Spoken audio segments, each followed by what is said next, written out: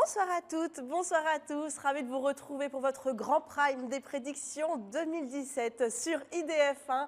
Eh bien, ce soir, à mes côtés, on a réuni toute notre équipe de médiums, de voyants, d'astrologues, voilà, pour faire les prédictions 2017. Alors, ici, sur ce plateau, je vais commencer par les dames, hein, désolée, Angélique. Voilà, bonsoir Angélique, vous allez bien? Bonsoir Isabelle. Oui. Bonsoir à tous les téléspectateurs. Diane Bocador. Bonsoir Isabelle, bonsoir à tous. Léna Kelly. Bonsoir, bonsoir. Et Yanis. Bonsoir Isabelle, Voilà. bonsoir à Vous êtes tous. plutôt bien entouré, Yanis. Ah, hein. très bien entouré, là, j'ai pas à me plaindre. Hein. C'est la fête. Hein. Voilà, exactement, à toute cette équipe de médiums qui vont parler de plein de sujets par rapport à l'année 2017, voilà, qui va venir l'année prochaine. Voilà, on y arrive bientôt, hein, dans quelques heures, ça y est, on touchera 2017. Donc, on parlera de politique, de people, de sport, des prédictions mondiales, de la crise économique, du chômage, mais sans oublier, bien sûr, de votre astrologie signe par signe. Voilà, on va savoir un petit peu tout ce qui va vous arriver sur l'année 2017 et également de la numérologie, sans oublier votre petit bêtisier. Et comment ça se passe quand vous avez des flashs comme ça? Comment vous réagissez pour les interpréter? Des bandes annonces au cinéma. En fait, on les cherche pas, on se met en disponibilité et d'un seul coup, ça devient évident. Donc, on a une image et à partir du moment où on a une image, il faut en tenir compte parce qu'on n'en a pas beaucoup et celles qu'on a, elles sont quand même très précises. Enfin, je ne sais pas ce que vous en pensez tous les deux. Aussi. Oui, tout à fait, c'est un peu comme ça que ça. Ouais, c'est un ressenti en fait. On va passer à un sujet un peu plus sérieux, la politique, avec Angélique et Yanis. Alors, je vais vous poser des questions par rapport à la politique. Vous allez me répondre. Alors voilà, chacun a votre opinion, chacun a votre point de vue. Je vais commencer avec la première question. Qui va se présenter à gauche? Alors moi, je vois forcément Arnaud Montebourg et Manuel Valls. Il va y avoir un sacré duel. Chacun va essayer un petit peu de capitaliser, de reprendre un petit peu les commandes du Parti socialiste. Donc à travers cette élection, parce que c'est un petit peu mal engagé pour la gauche. D'accord. Voilà, donc ça va se jouer un petit peu comme ça. Et vous, Angélique? Alors, je partage assez son avis. Je pense que Arnaud Montebourg a une très belle période devant lui, qui peut l'amener vraiment très loin et très en avant. C'est sa période, voilà. Tout ce qu'il a fait jusqu'à présent va l'amener à offrir des solutions qui sont très intéressantes, qui sont novatrices, parce que justement, il a une vision globale très intéressante et il n'hésite pas à se remettre en question. Il est quand même allé reprendre des cours. Il ne faut pas oublier ça. Il a été capable de démissionner du gouvernement, donc c'est quelqu'un qui affirme sa capacité et qui va jusqu'au fond de ce qu'il pense. Maintenant, nous arrivons, et ça, Yanis l'a très très bien noté, on arrive sur un changement au niveau du cycle. Et on a le cycle Uranus-Saturne. Uranus, c'est les changements soudains, c'est la liberté. Et Saturne, c'est la structure, c'est la réorganisation. Donc on a une auto-régulation de la liberté. Et ça nous donne plutôt un indicateur de libéralisme, de capitalisme et d'économie plutôt de droite. Et comme ce sont des planètes lentes, tu me diras si tu es d'accord. Tout à fait d'accord. C'est le cycle du libéralisme. qui ne fait que démarrer. Hein. Donc ça veut dire que toutes les droites dans le monde vont être impactées. Et d'ailleurs, on a bien vu l'élection de Donald Trump qui nous donne vraiment ce coup d'éclairage. Donc quoi qu'il arrive en France, on va arriver sur un type d'économie qui sera dans ce sens-là. Très libéral, mais aussi très centré sur les nations, en fait. C'est-à-dire qu'on revient vers les tendances souverainistes vont avoir le vent en poupe, et malheureusement aussi nationalistes. Donc ça, on l'a vu déjà à travers l'élection, effectivement, de Donald Trump. Moi, je dirais plus, enfin, il y en a aucun, enfin, il y en a bien qui va sortir des primaires, parce qu'elles vont s'organiser, donc je pense que Montebourg a quand même plus de chances. Oui. En plus, on voit qu'il il est scorpion. Et on va voir, comme disait tout à l'heure Diane Bocador, on a un beau Jupiter qui arrive à la rentrée, donc ce sera juste à la fin de la période électorale, puisque la période électorale se finit avec les législatives quand même. Donc à la rentrée, je pense qu'il sera quand même bien armé. Il va avoir beaucoup parce de qu'il cartes. il est Scorpion ascendant Cancer, donc normalement il devrait avoir un beau Jupiter qui devrait le soutenir. Donc il sera bien ingérable et il va s'affirmer. Oui, parce qu'il a un Uranus fort, donc c'est vrai que c'est quelqu'un qui est assez virevoltant et il a un petit côté frondeur, donc effectivement, donc il pourrait bousculer un petit peu les codes au sein du PS. Alors j'ai envie de vous poser un peu une question cruciale. Est-ce que vous allez avoir le courage peut-être de dire ce que vous pensez. On va avoir le courage. Qui va gagner les présidentielles? Parce que là, voilà, c'est l'année 2017, ça y est, c'est l'élection, on aura un nouveau président. Qui va être notre nouveau président? Alors, moi, on va dire, je suis très partagée. Une présidente. Oui. Alors, je ne pense pas qu'il y ait une présidente. D'accord.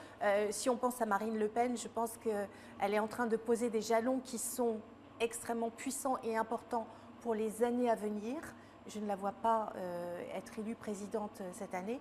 Et à mon avis, j'ai un gros partage entre François Fillon et c'était un grand débat avec Yanis tout à l'heure en coulisses.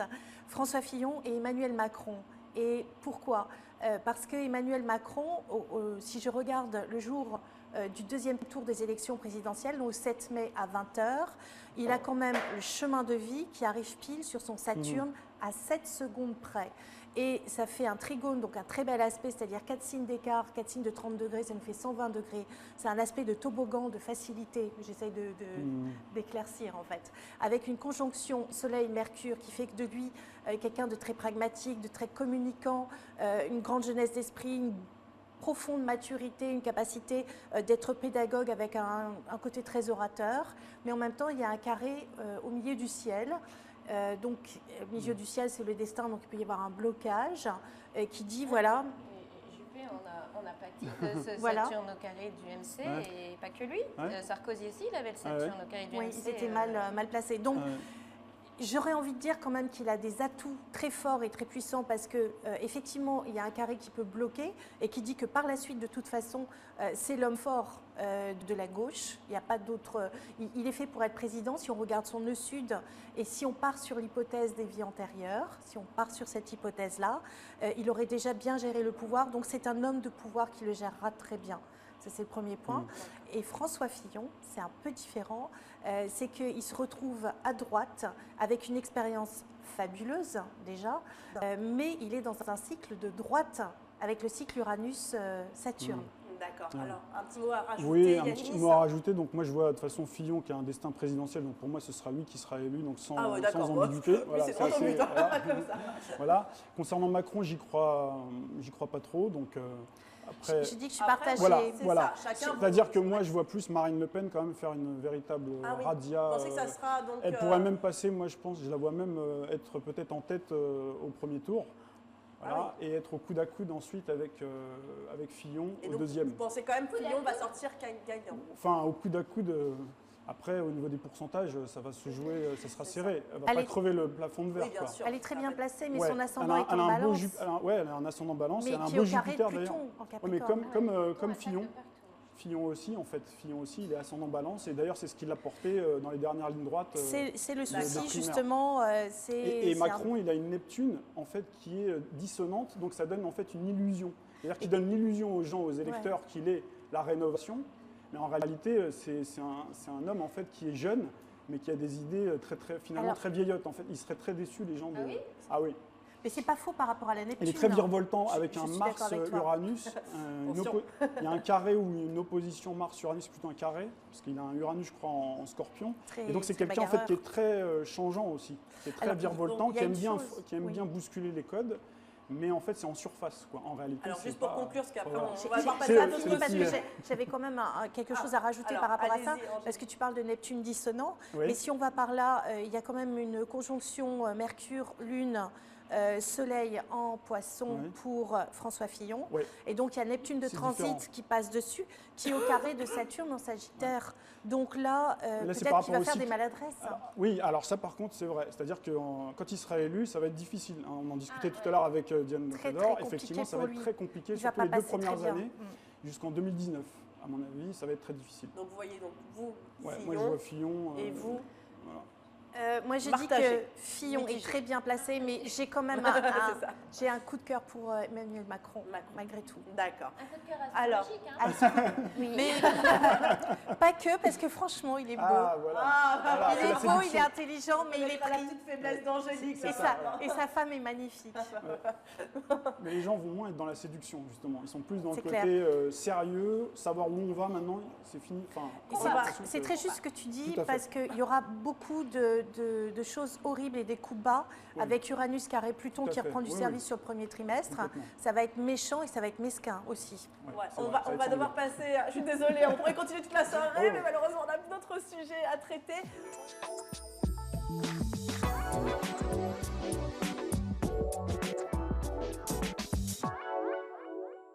À toutes et à tous, nous vous souhaitons une excellente année 2017.